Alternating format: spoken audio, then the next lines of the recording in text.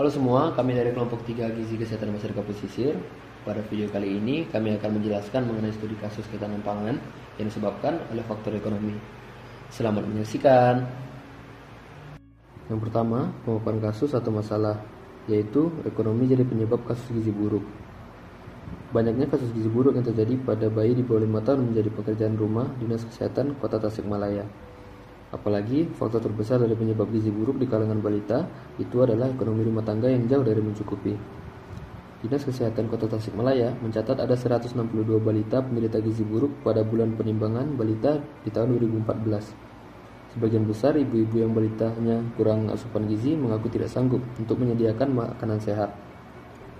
Bina Kesehatan Masyarakat Dinas Kesehatan Kota Tasikmalaya Nevi Bujayani mengatakan balita penderita gizi buruk tidak akan hilang selama perekonomian masyarakat tidak membaik. Apalagi harga bahan pokok semakin naik, katanya kepada Republika. Dikatakan Nevi, untuk menekan jumlah penderita gizi buruk, Dinas Kesehatan sering menggelar kegiatan penyuluhan gizi seimbang kepada masyarakat. Namun, masyarakat tidak mampu, mempunyai kendala. Mereka mengaku tidak sanggup menyediakan makanan sehat bagi balitanya, ujarnya. Meski demikian, kata Nevi, masalah gizi buruk ini harus segera ditangani, sebab gizi buruk juga dapat menjadi penyebab kematian pada balita. Menurutnya, makanan yang bergizi tidak harus yang mahal. Buah-buahan yang ada di daerah masing-masing seperti pisang dan sayur mayur akan mudah didapatkan. Dikatakan Nevi, kasus gizi buruk ada dua macam, yakni gizi buruk karena penyakit dan asupan makanan yang kurang baik. Faktor penyebabnya, masalah ekonomi, pola makan, dan pola asuh. Meski seorang balita dari keluarga yang mampu, kalau pola asuhnya tidak baik, bisa mengakibatkan balitanya menderita gizi buruk. Katanya, saat ini, penderita gizi buruk di Kota Tasikmalaya mencapai 0,3%. Menurut Nevi, meski ambang batas gizi buruk 0,5%, tetapi angka 0,3% harus ditekan dan segera ditanggulangi. Kata dia, saat BPB 2014 ditemukan ada 162 balita penderita gizi buruk. Tetapi setelah ditanggulangi, jumlah penderitanya mencapai 70 balita sampai akhir 2014. Sebenarnya, Dinas Kesehatan juga mempunyai program pemberian makanan tambahan atau disebut PMT kepada ibu-ibu yang memiliki balita. Namun, menurut Nevi, PMT dilaksanakan setelah anggarannya keluar. Jumlah PMT masih kurang, tapi kami harus mencari dana tambahan, katanya. Berdasarkan data Dinas Kesehatan Kota Tasikmalaya, pada awal 2015 ada sebanyak 3.116 kelahiran. 20 bayi diantaranya meninggal saat proses kelahiran dan dalam kandungan. Sebelumnya, di 2013, bayi yang lahir mencapai 13.573 kelahiran dan ada 83 bayi yang meninggal saat proses melahirkan dan dalam kandungan. Kemudian 2014 ada 13.427 kelahiran dengan jumlah 93 bayi meninggal saat kelahiran dalam kandungan. Selanjutnya ada analisis permasalahan. Faktor penyebabnya yaitu pendapatan keluarga. Rendahnya pendapatan merupakan rintangan lain yang menyebabkan orang tidak mampu membeli pangan dalam jumlah yang diperlukan.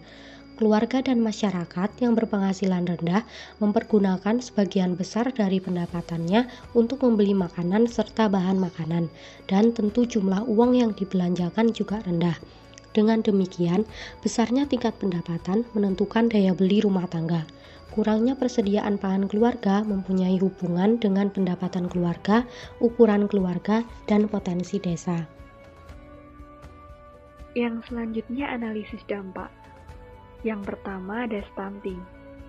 Stunting merupakan panjang atau tinggi balita yang tidak sesuai umurnya menurut standar yang ditetapkan oleh WHO, yaitu lebih dari 2 standar deviasi di bawah median. Menurut Peraturan Menteri Kesehatan Nomor 2 Tahun 2020, anak dengan panjang badan berumur atau tinggi badan berumur di bawah -2 standar deviasi adalah stunting.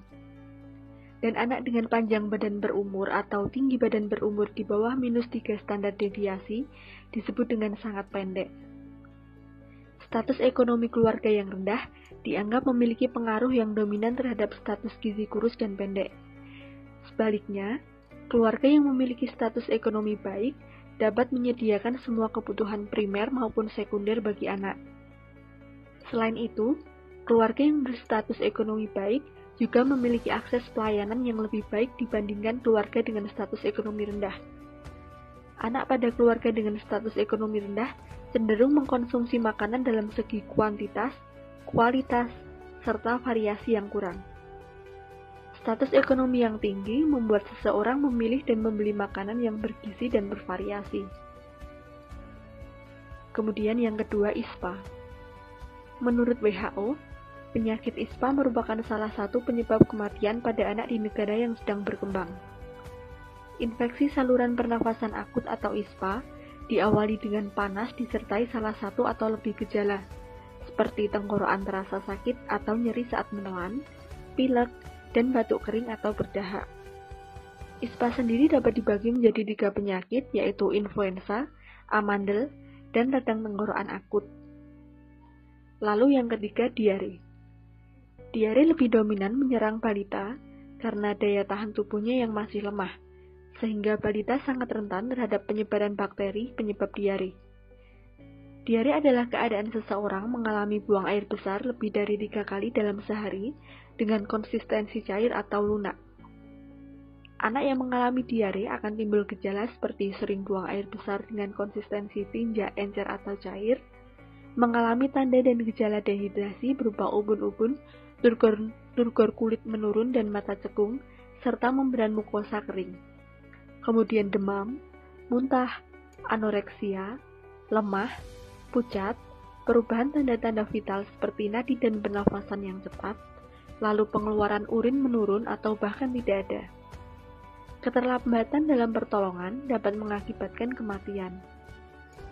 Pemecahan masalah dari kasus ini yaitu 1. Perluasan lahan pertanian yang dapat diandalkan oleh negara karena mampu memberikan pemulihan dalam mengatasi krisis. 2. Menganeka-ragamkan pangan untuk mencapai ketahanan pangan dengan cara menyediakan berbagai alternatif pangan seperti beras, gandum, sagu, dan lain-lain. Yang ketiga, ketersediaan pangan untuk meningkatkan ketersediaan pangan yang berasal dari produksi dalam negeri untuk mencukupi kebutuhan pangan masyarakat, mengkoordinasikan dan mengembangkan cadangan pangan dan pemantapan. Yang keempat, penyuluhan. Penyuluhan yang handal dan profesional menyampaikan informasi dapat mempengaruhi pengetahuan informasi yang didapat.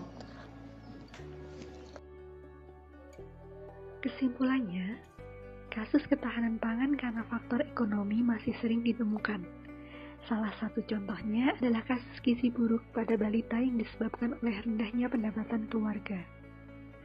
Rendahnya pendapatan keluarga mengakibatkan ketidakmampuan membeli pangan dalam jumlah yang diperlukan untuk memenuhi kebutuhan balitanya.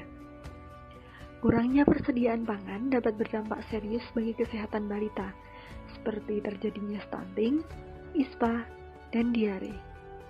Untuk mengatasi masalah tersebut, maka perlu diperhatikan ketersediaan pangan dan beberapa pemecahan masalah lainnya.